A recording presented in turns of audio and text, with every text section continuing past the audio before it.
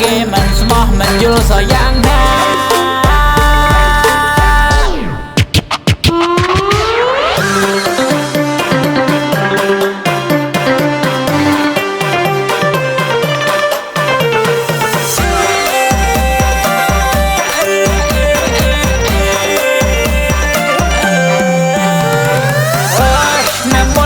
ឆ្នាំនេះជីវិតពូមីជាមួយនឹងស្នេហាថាឆ្នាំមុនទៅគេបោកឆ្នាំនេះបោកទៀតគេបោកវាចាខំដាក់ទឹកអស់នឹងក្រែដែរតែគេមិនស្មោះមិនយល់សោះយ៉ាងណាខំជិះលុយអមទៅឲ្យរកស្រីដើម្បីបង្ហាញអំពីចិត្តស្មោះមកក៏ឯងលីចាត់ក៏បោកជាអ្នកធ្វើក៏ព្រួយតែឈ្មោះសុភាបរោះតែហាក់ខ្ញុំឲ្យបែបទៅចង់ខែដើមខែវិញមកឲ្យលាក់ក្រៀមក្រំដល់ពេលអូនចាយលុយអ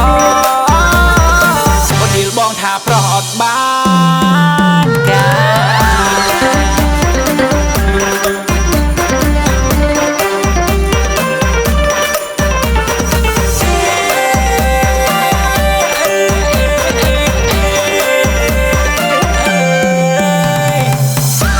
ណាមុនក៏ដល់ឆ្នាំនេះជីវិតពូមីជាមួយនឹងស្នេហា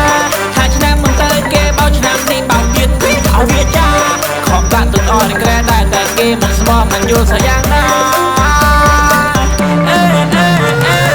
ខំជិះលុយអមទៅឲ្យរកស្រីដើម្បីបង្ហាញអំពីចិត្តស្មោះមកឯងលីចាត់ក៏បោកជាអ្នកធ្វើក៏ព្រួយតែឈ្មោះសុភាបរោះតែហាក់ខ្ញុំឲ្យបែបទៅចង់ខែដើមខែវិញមកឲ្យលាក់ក្រៀមក្រំដល់ពេលអូនចាយលុយ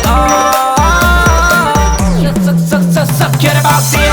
អត់ស្នេហ៍ដែលអត់ជីវជាតិបាត់គៀមខត់ជារែងឯងសឹកជាតែគេបោកចោលយ៉ាងហើយតែសល់បាត់ពីសល់តែថ្មីទៀតហើយធ្វើមិនបីយើងជាប្រស្មងគេបោកយកលុយអស់គេបោកយកអីទៀតមកបោកទៀតមកបោកទៀតចុចឆ្នាំតាចំណាំគេទៅលេងវត្តម៉ែអើយសូមមកកុំខូចអូនទៅលេងវត្តសប្បាយឲ្យណាំគេឆ្នាំនេះសូមដាក់ឲ្យអស់ដៃដាក់អណាណៃហើយខ្វល់ទេ